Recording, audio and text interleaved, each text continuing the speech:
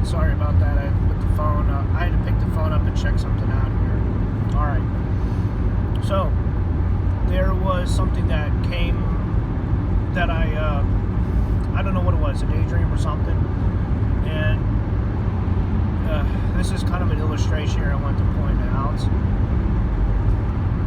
Pornography twists you in the same way that tough situations, challenging situations, and trauma twists you. And this is a very hard point, but I'll do my best to describe what I've seen here. It was a twisting hallway, so basically everything was normal, and the hallway itself ended up just twisting, and it turned a bit. It was dark, like a hallway at a school or a dormitory that you're in, but the lights were out, and it was basically evening time, so the sun was setting and stuff like that. So anyway, the hallway itself twisted and turned a little bit green. I would have to say that impacted me when I actually realized what was happening, and I don't remember what it was associated with, like a conversation or a story or a video that I watched, but either way, it impacted me, and I could just, once I realized what it was, my mind clicked to it, and I was like, oh, okay, so this is what this is. In a very real way, pornography does that to you. I'm not saying it's inherently right or wrong. I'm staying clear of that point, because that touches upon two things: your morals and what it is subjective, and it touches upon your morals. Those are two different things that I am trying to avoid, because they are both personal on how you see things and what you value and how you interpret all of that.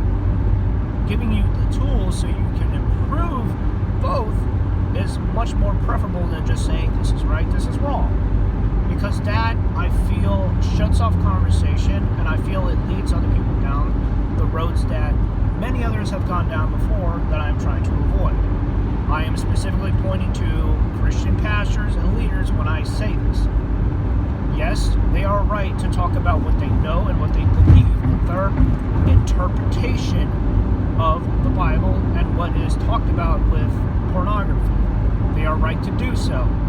But I feel that they missed the mark in so many ways by not going further as far as the effects and the importance of all of this. From my time spending around other people struggling with my own issues and problems, I have come to the conclusion that people are they're sexual beings, or they have sexual parts in them that make them be so.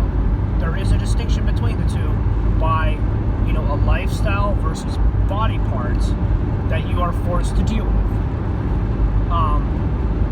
You can break it down a little bit further than that, but I'm just keeping this simple.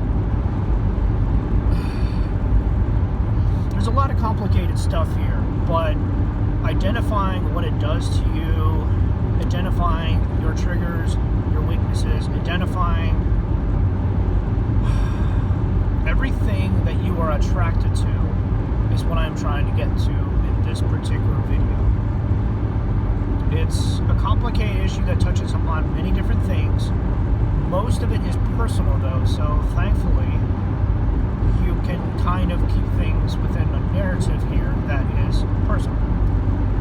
Or that is what I'm attempting to do so. I'm hitting a few different points. I'm going on a little bit across the spectrum. I know that, but that is what I'm trying to focus on here.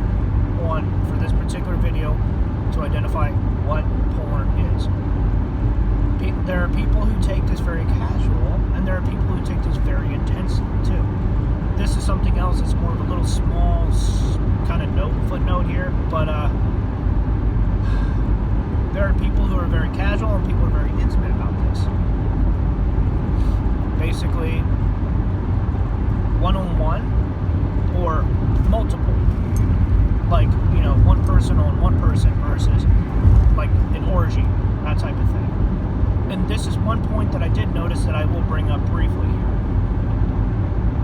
Intimacy is lost in that part because in the context of porn, I have heard couples using this to enhance their sex life. I find this interesting. It's worth mentioning, but again, I'm staying away from, what is right, what is wrong. That's not the point here. But using adult material to enhance a part of your life within the context of a relationship, like a stable relationship like marriage, should be acceptable and should be okay. Because this is between two consenting adults. This is not forced upon. Now, when you want to bring multiple people, more than two, essentially, and this is with the assumption of it's outside of a relationship, this is important because there's a lot of characteristics that are lost. In 2 miles, take exit 273A onto North Carolina Highway 54 bypass west toward Chapel Hill. Oh, great. Couldn't be any longer, right? Cool. All right, well, either way, I'll finish this up. When you apply something very personal to a broad spectrum where there's multiple people out there, there's a lot that matters, that is very important, that is very, what Christians call very personal and very intimate. You bring what is intimate and you bring what is very treasured, what is, there's a few words for it, but treasured, what is important, what is personal. You're bringing what is sacred and just showing it off for the world. You're basically sharing your body with the world in that particular sense.